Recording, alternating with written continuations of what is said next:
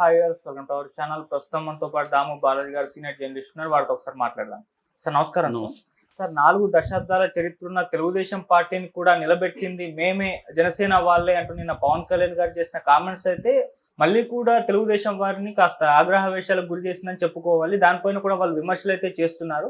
మరి ఈయన కామెంట్స్ ని ఏ విధంగా చూడొచ్చు అంటారు? అండ్ నిన్న ఆవిర్భావ సందర్భంగా పవన్ కళ్యాణ్ గారి స్పీచ్ పైన ఎంటైర్ గా మీ ఒపీనియన్స్?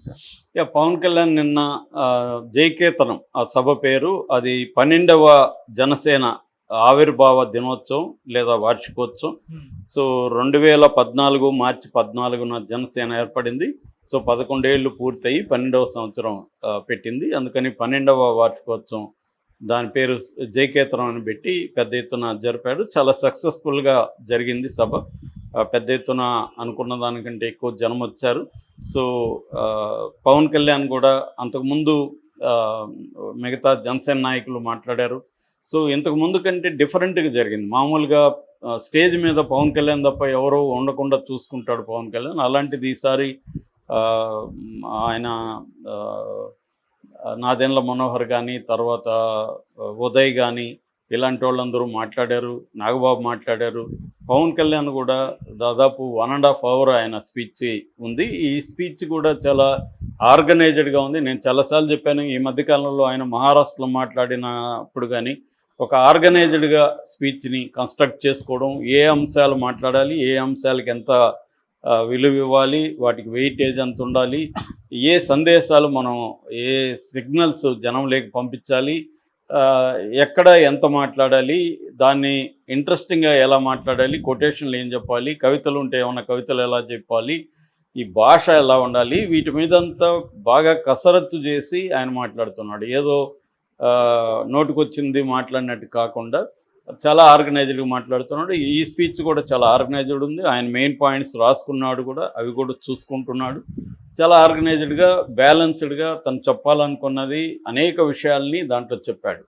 దీంట్లో ఫస్ట్ దీంట్లో మనం హైలైట్ చేయాల్సింది అంటే, ఆయన ఎలా స్పీచ్ ఆర్డర్లో నేను చెప్పట్లేదు, హైలైట్స్ మాత్రం చెప్తున్నా. హైలైట్స్లో ఏంటంటే, ఫస్ట్ తన జర్నీ చెప్పాడు. ఇది అనేకసార్లు చెప్పాడు, ఇక్కడ కూడా మళ్ళీ చెప్పాడు. తన జర్నీ ఏంటి, తను ఇంట్లో వాళ్ళ నాన్న ఎంత స్ట్రిక్ట్గా ఉండడు, అన్నను కొట్టేవాడు, నన్ను కొట్టేవాడు. సో నన్ను చెంటి సినిమాలో మేనాలాగా ఏమి తెలియకుండా పెంచారు. నేను లేటుగా వస్తే మా అన్న కూడా షూటింగ్ నుంచి వచ్చేసి 2 గంటల సేపు వెయిట్ చేస్తూ ఉన్నారు. అలాంటి ఒక నేపథ్యం నుంచి వచ్చాను. నేనేవి కోరుకోలేదు, అన్నీ నాకు ఇవ్వబడినాయి, నాకు వచ్చాయి తప్ప నేను కోరుకొని వెంటబడి చేయలేదు. రాజకీయాలు కూడా అంతే, అలాగే నేను వచ్చాను అని ఆయన జర్నీ చెప్పడం. దాని తర్వాత తన సొంత డబ్బా ఎప్పుడు కూడా ప్రతి రాజకీయ నాయకుడు కొట్టుకుంటారు, ఈయన కూడా అదే కొట్టుకున్నాడు. నేను ఎంత గ్రేట్ వ్యక్తి, నేను ఎన్ని త్యాగాలు చేశాను, ఇవన్నీ చెప్పాడు. ఆ త్యాగాలు ఎలా చేశాను, తర్వాత జాగ్రత్తగా ఉంటాను, నేను ప్రతి మాట విలువగా మాట్లాడతాను అని చెప్పాడు. దాంతో ఒక సినిమాలో ఫర్ ఎగ్జాంపుల్ నేను ఒక దేశభక్తి గీతం పెట్టాలనా లేకపోతే క్లబ్ సాంగ్ పెట్టాలనా అని ఆలోచిస్తాను. ఏది మంచి ఏది చెడు అని ఆలోచించిన ఆ సినిమాలో పెడతాను. చివరికి నేను క్లబ్ సాంగ్ బదులు దేశభక్తి గీతం మేరా అదేదో జహాజ్ అదేదో ఉంది కదా ఖుషీలో దాంట్లో అది పెట్టాను. అది గద్దర్ కూడా మెచ్చుకున్నాడు దాన్ని. ఇలాగా కొంత సొంత డబ్బా ఉంది. దాని తర్వాత జగన్ మీదకి వెళ్ళాడు. జగన్ ఎంత ఘోరంగా తనని తిట్టాడు. తర్వాత ఈ 11 ఏళ్ళుగా మనం ఎంత ఇబ్బందులు పడ్డాము, జగన్ నన్ను అసెంబ్లీ గేటు కూడా తాకనేనన్నాడు. నేను బద్దలు కొట్టుకుంటా 100% స్ట్రైక్ రేట్తో వెళ్ళాను.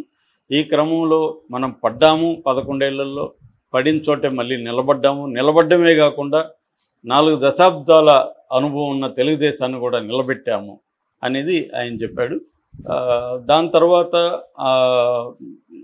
ఉత్తర దక్షిణ ఇది కూడా సౌత్ అండ్ నార్త్ డిబేట్ జరుగుతుంది హిందీ భాషకు సంబంధించి, దాని గురించి కూడా మాట్లాడాడు. ఆయన క్లియర్గా బీజేపీ వ్యక్తిలాగే మాట్లాడాడు ఈ విషయంలో. మన స్టాలిన్ ప్రభుత్వాన్ని విమర్శించాడు. బహుభాషలు ఉండడం అవసరం అని చెప్పాడు. దాని తర్వాత ఈ నార్త్ అండ్ సౌత్ డివిజన్ మంచిది కాదు, ఏర్పాటువాదం మంచిది కాదని చెప్పాడు. అట్లాగే తమిళ ప్రజలు నన్ను ఆదరించారని కూడా చెప్పాడు. ఆ తర్వాత సెక్యులరిజం గురించి మాట్లాడాడు.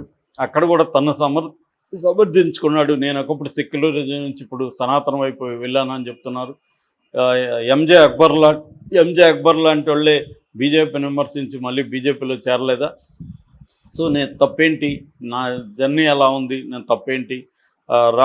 ఒక పాత బస్తీలో గంట టైం ఇస్తే హిందువులందరినీ నాశనం చేస్తానని ఒక ముస్లిం లీడరు పిలిపించాడు.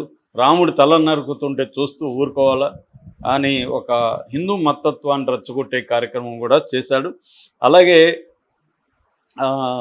సనాతన ధర్మం అంటే ప్రజలందరికీ మేలు జరగాలని కోరుకోవడం అని కూడా చెప్పాడు. సో దాని తర్వాత తెలంగాణ గొప్పదనం కూడా చెప్పాడు.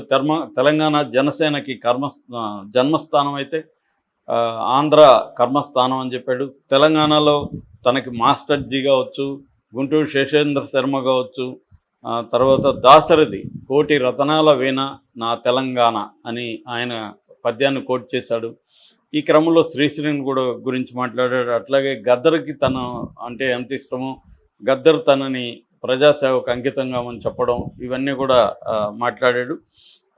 సో ఓవరాల్గా అతను తన పర్సనల్ జర్నీ, తన రాజకీయాలు, తన ట్రాన్స్ఫర్మేషను, అట్లాగే చంద్రబాబు విజను, చంద్రబాబు అభివృద్ధి కావాలనుకుంటున్నాడు, అట్లాగే మోడీ విజను, మోడీ దేశానికి వికాస్ అనే దీంతో తీసుకొస్తున్నాడు, దానికి అనుగుణంగా నేను వెళ్తున్నాను, ఇలా అన్నిటినీ కవర్ చేస్తూ జాగ్రత్తగా మాట్లాడాడు.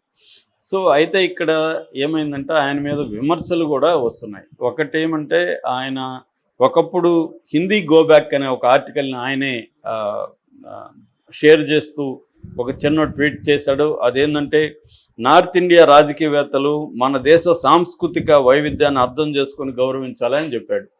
ఇప్పుడు అదే కదా తమిళ వాళ్ళు చెప్తున్నది ఏమంటే మీరు హిందీని బలవంతంగా మా మీద రుద్దకండి, మా భాష మీద మీ భాషను రుద్దకండి, 3 భాషల పేరుతో, త్రిభాషా పేరుతో మీరేం చేస్తున్నారు, మీరేమో తమిళ్నో తెలుగునో కన్నడనో నార్త్ ఇండియాలో ఎవడు నేర్చుకోడు, కానీ మీరు రుద్దుతున్నారు మా మీద. ఎందుకు రుద్దుతున్నారు? నార్త్ ఇండియాలో కూడా నార్త్ ఇండియా అంటే హిందీ భాష కాదు, అనేక గుజరాతీ, మైథిలి, కొంకణి ఇలాగా రకరకాల భాషలు ఉన్నాయి. అవి 25 భాషలు ఆల్మోస్ట్ నాశనం అయిపోయినాయి. ఇప్పుడు తమిళ్ని, సౌత్ ఇండియా భాషలను కూడా మీరు దెబ్బతీయడానికి ఈ కార్యక్రమం చేస్తున్నారని స్టాలిన్ పోరాడుతున్నారు. ఆ హిందీ భాష వ్యతిరేక ఉద్యమం అనేది ఇప్పటిది కాదు. 1965లో పెద్ద ఉద్యమం జరిగింది. అప్పుడు 70 మంది కూడా చనిపోయారు ఆ ఉద్యమంలో. అప్పటి నుంచి అది ఉంది. వాళ్ళు ఎందుకంటే నార్త్ ఇండియాలో ఎవరు సౌత్ ఇండియా భాషలు నేర్చుకోరు. వాళ్ళు ఇక్కడికి వచ్చినా మనమే హిందీలో మాట్లాడాలి, మనం నార్త్కి పోయినా మనమే హిందీలో మాట్లాడాలి. ఇక్కడ ఇప్పుడు మొత్తం చూసిన హైదరాబాద్లో ఈ మధ్యకాలంలో అయితే విపరీతంగా హిందీ వాళ్ళు వచ్చేసారు. వాళ్ళు ఎవరు కనీసం తెలుగు మన ఒక ముక్క కూడా వాళ్ళకి అర్థం కూడా కాదు, ట్రై కూడా చేయరోళ్ళు. ట్రై చేస్తే ఏ భాషను నేర్చుకోవచ్చు, సో ట్రై కూడా చేయరోళ్ళు. ఎందుకంటే మాది జాతీయ భాష అన్నట్లుగా మాట్లాడదు. జాతీయ భాష ఏం కాదు అది, హిందీ జాతీయ భాష కాదు. హిందీ అనుసంధాన భాష అనేది వాళ్ళు, ఇంగ్లీషే మనకి అనుసంధాన భాష, హిందీ కాదు. హిందీ అనేది మన నేర్చుకోవాలి, పలు భాషలు నేర్చుకోవాలి. నాకు ఇప్పుడు 5 భాషలు వచ్చు నాకు కూడా, కానీ రుద్దకూడదు. ఖచ్చితంగా హిందీ నేర్చుకోవాలని రుద్దకూడదు. అట్లాగే ఇప్పుడు మనం చెన్నైలో ఉంటే మనం తమిళ్ నేర్చుకోవడానికి ట్రై చేస్తాం. కన్నడ నేను బెంగళూరులో 6 ఏళ్ళు ఉన్నా, కన్నడ బాగొచ్చు, ట్రాన్స్లేషన్స్ కూడా చేయగలను. ఎందుకు నేను పట్టుబట్టి నేర్చుకున్నాను. తమిళ అంతే, తమిళ్ నేర్చుకున్నా, తమిళ్ నుంచి ట్రాన్స్లేట్ చేయగలను. హిందీ అలాగే నేర్చుకున్నాను. కానీ హిందీ వాళ్ళు అసలు మనల్ని తెలుగు వాళ్ళుగా కూడా గుర్తించరు. నేను 6 నెలలు బాంబేలో ఉంటే నా పక్కనుండేవాడే, రోజు నన్ను కలిసేవాడు కూడా, పక్కనోడి పరిచయం చేసేటప్పుడు దామోజీ మద్రాస్ ఆయా అంటాడు. మరి నీ అబ్బా మద్రాసు కదరా మాది, అది ఎన్నిసార్లు అన్నా చెప్పు, మళ్ళీ అదే మద్రాస్ ఆయా అనేవాడు. ఈ మధ్య సౌత్ అంటున్నారు, కనీసం మద్రాసి అనట్లేదు. ఢిల్లీ పోయే ఫ్రెండ్స్ వాళ్ళందరూ చెప్తున్నారు ఈ మధ్య, ఎవరన్నా వస్తే సౌత్ ఆయా అంటారు. అరే సౌత్ నుంచి వచ్చేది ఏంటంటే, నాకు ఒక స్టేట్ ఉంది, తెలంగాణ స్టేట్ ఉంది, తెలంగాణ హైదరాబాద్ నుంచి వచ్చానని చెప్పచ్చు, వాడికి తెలుసు. కానీ వాడు చెప్పదలుచుకోడు, సౌత్ కలిపేస్తాడు. సో 30% జీడిపికి సౌత్ కాంట్రిబ్యూట్ చేస్తుంది, 19% పాపులేషన్ ఉంది. అక్కడ పాపులేషన్ ప్రకారం డీలిమిటేషన్ తీస్తున్నారు. మన ఇన్కమ్ అంతా అక్కడికి డిస్ట్రిబ్యూట్ అయిపోతుంది, మనకు వచ్చేది తక్కువ, తీసుకుని పోయేది ఎక్కువ. ఇటువంటి నేపథ్యంలో హిందీని కూడా తమిళనాడు వ్యతిరేకిస్తుంది, సౌత్ ఇండియాలో అనేక మంది లీడర్లు వ్యతిరేకిస్తున్నారు.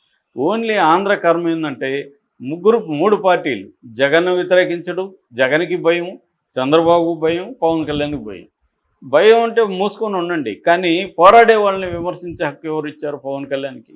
సో ఇది ఒక ప్రాబ్లం. రెండోది, ఇప్పుడు అన్నిటికంటే ప్రాబ్లం ఏంటంటే తెలుగుదేశాన్ని నేను నిలబెట్టానని చెప్తున్నాడు.